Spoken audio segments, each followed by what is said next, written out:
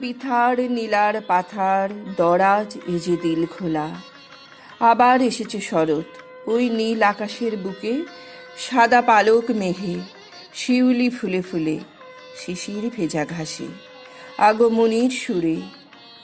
আমিও আবার উপস্থিত হয়েছি কবিতার ডালি নিয়ে।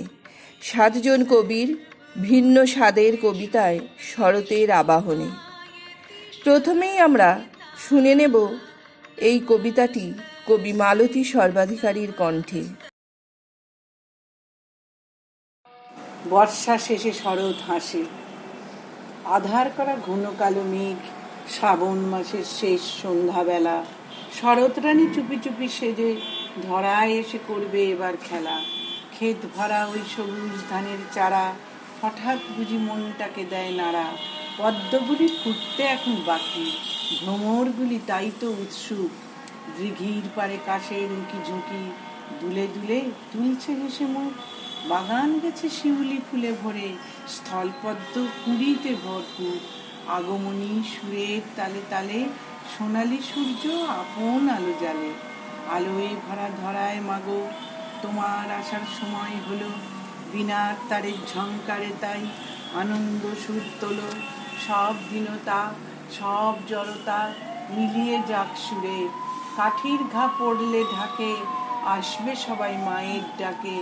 বাজবে বাঁশি ভালোবাসি ভালোবাসি, শারদ বাতাসে নমস্কার।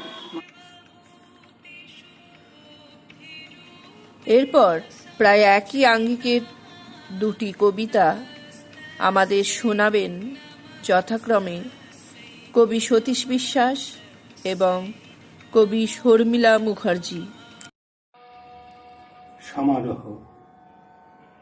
সাদা মেঘ থেকে মেঘ খসে পড়ে, নীলাকাশ থেকে নীল।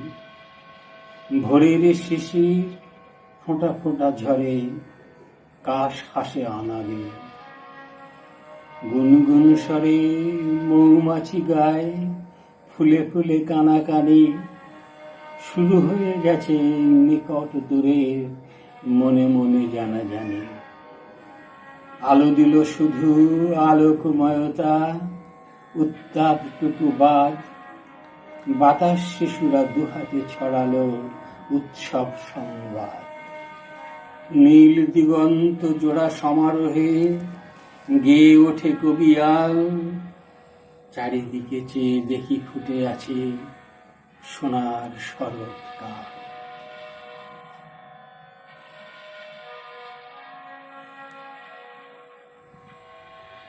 শরৎ। নীল আকাশে সাদা মেঘের ভেলা ভেসে যায়, শিশির ভেজা প্রভাতে মন উদাস হয়ে যায়। শরৎ বুঝি এসে গেল মোদের আঙিনায়, কাশফুল যেন আনন্দেতে চামর দোলায়। শরৎ মানেই শিউলি ফুল, ফোটে শত শত, কমল বনে মৌমাছিরা মধুমানেই রত। বিহগের কাকলিতে মুখর চারিধার, শরতের আগমনে আনন্দ সবার। এই শরৎ নিয়েই শারদোৎসব নাটক লেখেন কবি। শারদলক্ষ্মী আবাহনের কত সুন্দর ছবি। শরৎকালে রাজারা সব যেতেন মৃগয়ায়, শরৎকালেই পরিব্রাজক পরিভ্রমণ যায়। এই শরতেই শ্রীরামচন্দ্র অকাল বোধন করে রাবণ রাজায় হারিয়ে দেন মা দুর্গারই বরে। সেই থেকে দুর্গাপূজা শরৎকালেই হয়, আগমনীর বারতা বয় সারা ভুবনময়। 3টে দিনের দুর্গাপূজা সব বাঙালির মনে, আনন্দেরই পরশটুকু ছোঁয়ায় প্রতিক্ষণে। একঘেয়েমির জীবনটা ভুলতে যে চায় মন, হই হুল্লোড় আনন্দেতে কাটায় সারাক্ষণ। এমনি করি মায়ের পূজা হলে সমাপন, বিসর্জনের সাথে চলে প্রণাম আলিঙ্গন। শারদীয়ার আবাহনে এই মিলনের মেলা, তাই শরৎ সবার প্রিয় ঋতু, হৃদয় দেয় দোলা। এবার একটু চমক দেওয়া যাক। মূল পথ থেকে সরে এসে এবার না হয় অন্য আরেকটি পথ ধরি। কবি প্রদীপ ঘোষ তার অসাধারণ কণ্ঠে তার নিজের লেখা দুটি অনবদ্য কবিতা পাঠিয়েছেন আমাদের জন্য। আসুন আমরা সকলে শুনে নিই তার কবিতা দুটি। তখন আমার শহরে কলকাতা ভোর ভোর স্নান সেরে নিতে ব্যস্ত। কর্পোরেশনে নিযুক্ত রাস্তা ধোয়ার সেসব লোকজনের চূড়ান্ত ব্যস্ততা।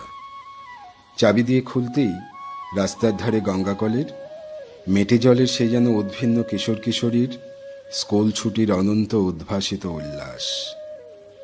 হোস পাইপে গঙ্গা জল দিয়ে অলিগলি বড় রাস্তার ফুটপাত ধুয়ে দেয়া সে এক নিত্য নৈমিত্তিক কর্মকাণ্ড। ভোরে ভিস্তিওয়ালাদের কোনো কোনো বাড়িতে জল পৌঁছে দেয়া, ওদিকে বড় থালার মতো লাল সূর্যে ঠিকরে আসা আলো জলে ভেজা রাস্তার ওপর। যেন শহরের মায়ের মতো স্নান সেরে কপালে লাল সিঁদুরের টিপ পরে নেয়া। অনেকজন আবার কাঁধে বেতের লম্বা লাঠির ডগায় ছোট ইউ আকৃতির আকশি নিয়ে হেঁটে হেঁটে পাড়ায় পাড়ায় ল্যাম্পপোস্টে সারা রাত জ্বলে থাকা বাতি নিভিয়ে চলেছেন শহরময়। ভোর অবশ্য তার আগেই হয়ে যেত। হামিদ চাচার দুটো দুধেল পাহাড়ি ছাগল নিয়ে এসে হাঁক পাড়া, মাইঝি বর্তন লাইয়ে। আমি আগেই বুঝে যেতাম, কেননা ছাগলগুলোর গলায় বাঁধা ঘন্টার আওয়াজ, ঠ্যাং ঠ্যাং ঠং ঠং। মায়ের পিছু পিছু আমিও গিয়ে দাঁড়াতাম। জানতাম একসময় আমারও ডাক পড়বে, আইয়ে খোকা বাবু মুখ খোলিয়ে। আর একটু নিচু হয়ে মুখ খুলে হাঁ করতেই সেই পাহাড়ি ছাগলের লম্বা ভরন্ত দুধের বাট মুখের দিকে তাক করে চাচা টিপতেই নিমেষে এক মুখ ভরে যেত ফেনিল হালকা গরম অমৃত ধারায়। রোজ নাম চায়। সত্যি বলতে টামের টং টং টং টং শুনলে এখনো বুকে ছলাদ ঢেউ ওঠে। এসওয়াজেদ আলী ট্র্যাডিশনই বটে। কেমন যেন ছোটবেলার হারানো স্মৃতির পুটুলি ট্রামের পেছনে দড়ির টিকি বাঁধায় নিরবধি গড়িয়ে চলেছে জীবনের ট্রলি। যেন পোয়াতি ময়াল সাপ ঘুম থেকে জেগে উঠছে, পাড়ায় পাড়ায় মোড়ে মোড়ে এক এক করে খুলতে থাকা চায়ের দোকান জানান দিচ্ছে একটু বাদেই শুরু হয়ে যাবে চেহেল পেহেল। কাঠকয়লার উনুনের ধোয়া যেন এক একটা শতাব্দীর দাঁড়িয়ে থাকা কয়লার রেল ইঞ্জিন। একতলা দোতলা মায় তিনতলা পর্যন্ত খবরি কাগজের ভ্যান্ডারদের ঠিক তাক করে রাস্তা থেকে ছুঁড়ে কাগজ পৌঁছে দেয়া দেখে সে কি অপার বিস্মিত হতাম। আমাদের মতো কচিকাছারা তখন স্কুলের পথে। আসলে মনের গতিবেগের কাছে আলোর গতিবেগের কোনোভাবেই তুল্যমূল্য নয়। একটা শব্দ, একটা ছবি কিংবা গন্ধ কিংবা ধরো দৃশ্যমান কোনো ঘটনা এক লহমায় ব্যক্তির সামনে স্মৃতির সরণির কোন সে অবগুণ্ঠন উন্মিলিত করে তোলে, ভাবলেও অবাক হতে হয়। এটাই বোধহয় জীবনের মাধুর্য। জীবনের এক বিপ্রতীপ চলন। যখন ছোট ছিলাম মনে হতো কবে বড় হব, নদীর ওপারে সর্বসুখ। ফ্যাগেন্ডে এসে মনে হয় আহারে সেসব স্বর্ণালী দিন আবার যদি ফিরে পাওয়া যেত। তবে এখন বেশ লাগে যেন মধ্যবয়স্কা ভানুরেখা গণেশনের মতো এই যে পুরনো শহর কলকাতা বহরে বেড়ে ভরা যৌবন ফিরে পাওয়ার উন্মাদনা। অ্যাসফল্টে বাঁধানো ঝকঝকে রাস্তা, পাতাল রেল, ফ্লাইওভার, ঝলমলে মলের আর শহরময় আলোর দ্যুতিপ্রভা।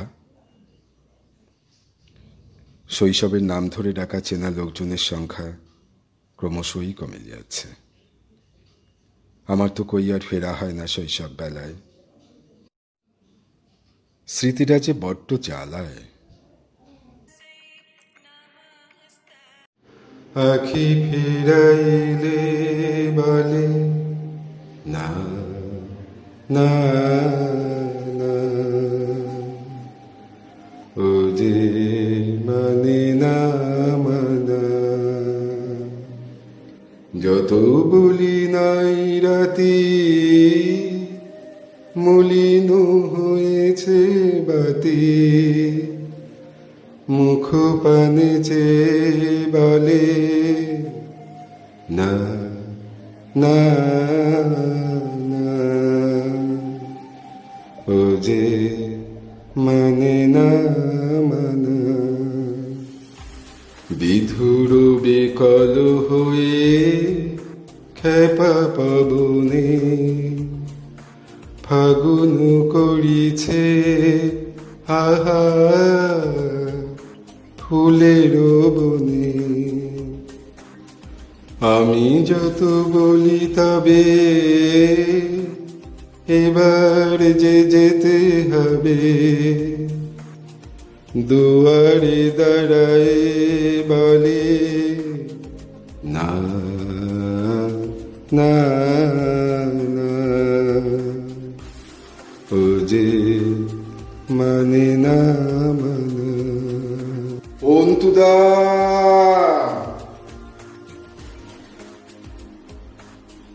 গ্রাম ছেড়ে আমায় ছেড়ে তুমি চলে গেলে কেন অন্তুদা? দেবদা, তোমার পার্বতী যে মরমে মরে গো। হ্যাঁ, এই অবেলাতেও। আর ওই বাবলা গাছটা, তুমি চলে যাবার পর আর কোনো দিন ওমুখ হইনি আমি। আমাদের বাড়ির অনতি দূরে মেঠেলে রায়দের পুকুরটার কথা তোমার মনে আছে অন্তদা? একেবারে অন্যরকম। পায়ে পায়ে নেমে গেছে পথ জলে। কোনো বাঁধানো ঘাট কিন্তু ছিল না বলো। অত গভীর হলেও উত্তরে নামার পথটি অনধিক 20 ডিগ্রি কৌণিকে ছিল। শুধু পশ্চিমের দিকটায় একদম খাড়াই। ওই যেখানে বাবলা গাছটা ছিল কাটায় ভরা, তবু তাকে ঘিরেই আমাদের যত রকম খেলার আয়োজন। জানো অন্তুদা, গাছের শুধু প্রাণী নয়, অনুভূতিও প্রবল গো। সত্যি বলছি, তুমি কখনো খেয়াল করনি, কিন্তু আমি দেখেছি। আমরা খেলতে গেলে শটান গাছটা আরো সজ্জা হয়ে যেত। আনন্দে সরু সরু ডালগুলো খুব দুলত। পাতা তো থাকতো না কোনো কালেই, থাকতো বয়স্ক পুরুষের মতো হালকা, কেমন যেন টাক টাক। এখন তোমারও কি অমনটাই?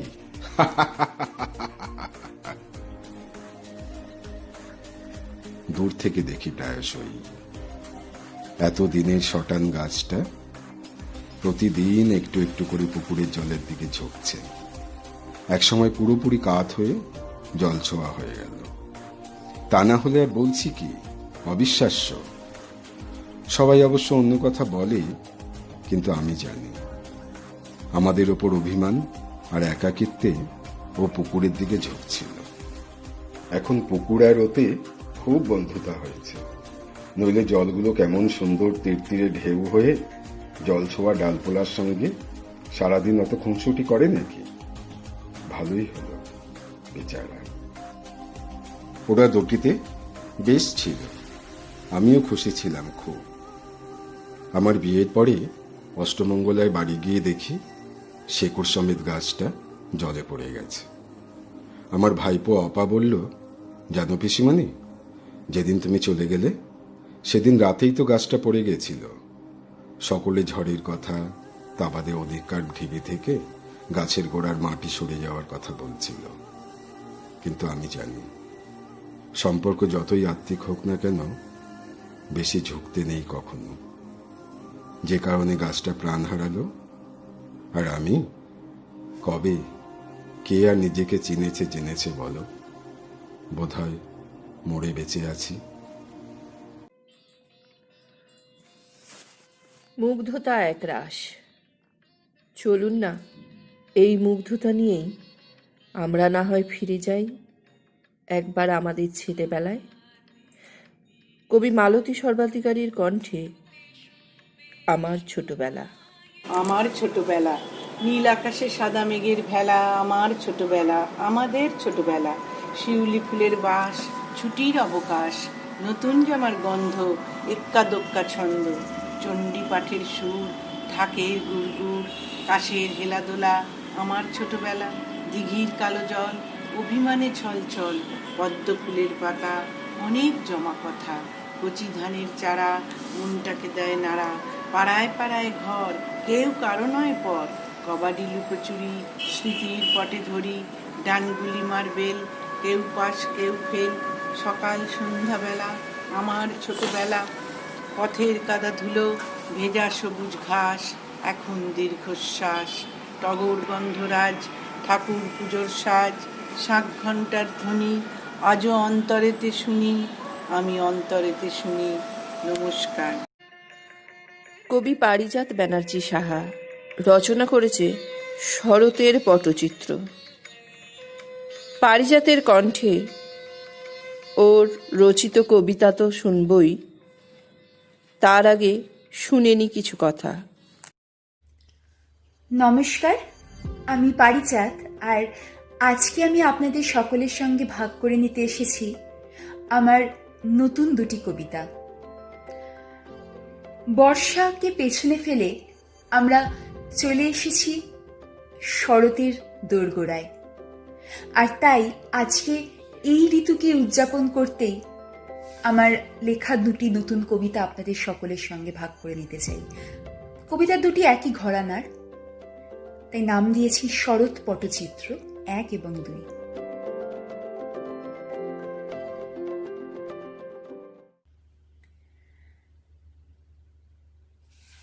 আলো জ্বলা, আলো নেভা, আলোকে সামলানো,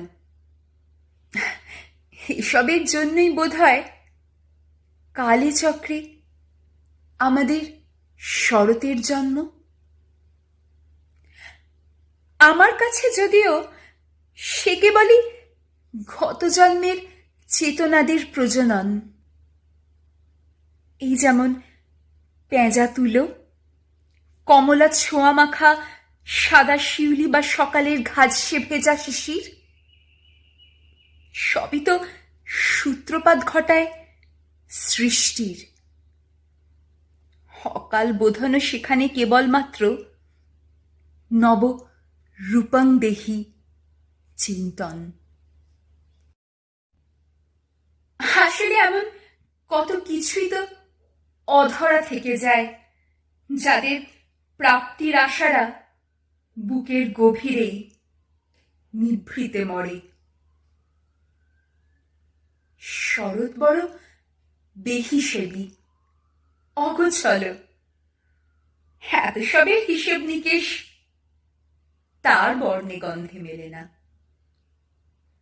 সে শুধু জানে রাত শেষের পরে উদযাপন করতে। সন্ধ্যের আকাশে তারাদের গায়ে যেখানে টাঙানো হয় স্বপ্ন কথার রূপলি পর্দার শামিয়ানা।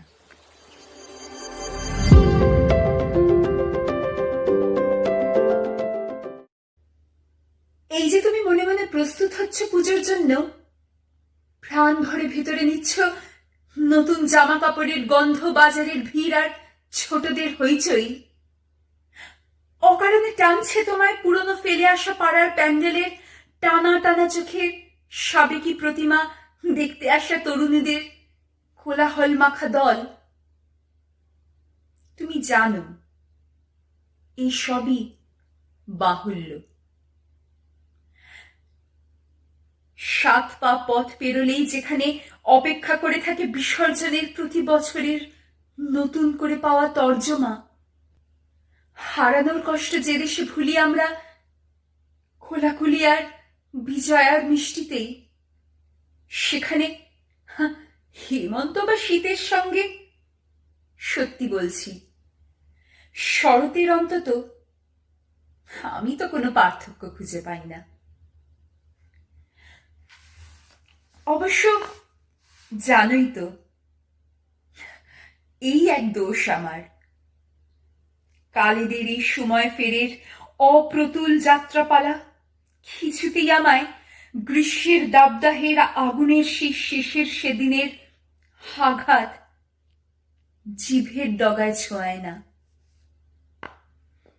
বেলা পড়ে আসে, ভোরের 20 আনা শিউলি সব দশভুজার পায়ে শুকায়। চাঁদনি চকের মোড়ের ফুটপাথের দিন যাপন করা মানুষগুলো বাসি ফল প্রসাদের ভরসায় জোগানো কাটে, তবু হুনুর কিছুতেই ধরাতে পারে না। শরৎ মানেই কাশের বন, শরৎ মানেই খুশি, শরৎ মানেই ঢাকের বাদ্যি, শরৎ মানেই মায়ের আগমন। আমার প্রথম নিবেদন পুজো মানেই। পুজো মানেই নীল আকাশে সাদা মেঘের ভেলা, পুজো মানেই শিউলি তলায় ঝরা ফুলের মেলা, পুজো মানেই সকাল সাঁঝে আগমনী সুর, মনের মাঝে ঢাকের বাদ্যি ঢ্যাম কুর কুর কুর, কাশের বনে ব্যস্ত তাজ, ফুল ফোটাবার পালা, পূবের আকাশ নতুন রঙে আবার রাঙিয়ে তোলা।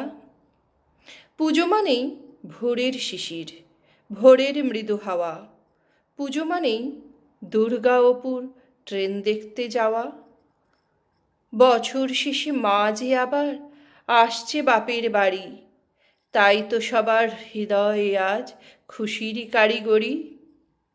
কিন্তু মাগো, অনাথ যারা কিংবা পথের শিশু, তারাও যেন সমানটা পায়, ভুল হয় না কিছু। নতুন জামা, জুতো, মোজা ওরাও যেন পায়, তবেই পুজো কাটবে ভালো, নইলে ভালো নয়।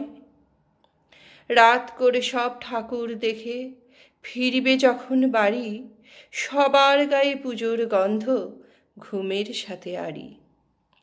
সব অপবাদ দুঃখ জ্বালা সরিয়ে দিয়ে দূরে, সবাই মিলে মেতে উঠি আনন্দেরই সুরে। পুজো শেষ হয়ে যায়, ভালো থাকার আশ্বাস দিয়ে প্রবাসী কবি সঞ্জয় চক্রবর্তী পাঠ করেছেন তার কবিতাটি। আজকের কবিতার নাম পুজো শেষে। ভালো থেকো তুমি বাগানের ফুল, শ্যাওলাতে কলতলা, ভালো থেকো বাড়ি, তোষক বালিশ, সকালের ফেরিওয়ালা, ভালো থেকো তুমি এপাড়া ওপাড়া, সোনা দিদা রাঙা পিসে, এবারে পুজোতে ছুটি কম বলে দেখা হলো না যে শেষে। ভালো থেকো তুমি আরতি ধুনুচি, রাস্তাতে ভিড় যত, ভালো থেকো তুমি একা ঘর কোনা, ধুলো পড়ে যায় কত। ভালো বারবার থেকে যেতে হয়, ছেড়ে শুধু যেতে হলে, চেক ইন হয়েছে জানলার সিট, টেক অফও করলো বলে। ভালো নাম সে তো টিকিটেই লেখা, শোনো বলি কানে কানে, পাড়ায় আসলে ডাক নামে শুধু দুর্গা বলেই জানে। মন ছুঁয়ে যাওয়া কবিতা। আবার আমি ফিরছি কবি সতীশ বিশ্বাসের আরেকটি কবিতায়। না ফুটলে হাসি, ভাসছে না কেন তুলো মেঘ আজ শরৎ কালের আকাশে, সজল মেঘের কালো পর্দায় কেন আজ বলো ঢাকাশে। ঝড়ে বেরসিক বৃষ্টির ফোঁটা এই মৃদু এই সজরে, বলে যেন আজ খিচুড়ির সাথে হরিনাম শুধু ভজরে। তবু সেজে গুজে নতুন পোশাকে বসে আছে খোকা খুকিরা, আপন দু চোখে আকাশেতে খুঁজে দু এক রোদের টুকুরা। না ফুটলে হাসি শিশুদের মুখে, না জাগলে খুশি চিত্তে, শরৎ তোমার শিউলি শিশির, কাশ পুজো সব মিথ্যে।